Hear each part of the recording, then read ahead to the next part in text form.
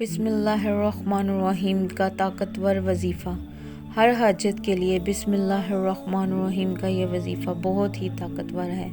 इंशाअल्लाह दौरान वजीफ़ा ही आपकी हाजत पूरी होगी और दुनिया का अटका हुआ हर मसला हल हो जाएगा।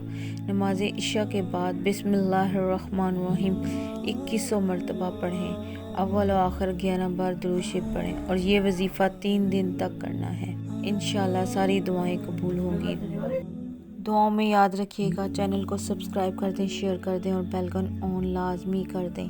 वीडियो को शेयर लाजमी कीजिएगा ताकि दूसरे लोग भी इससे फ़ायदा उठाएं।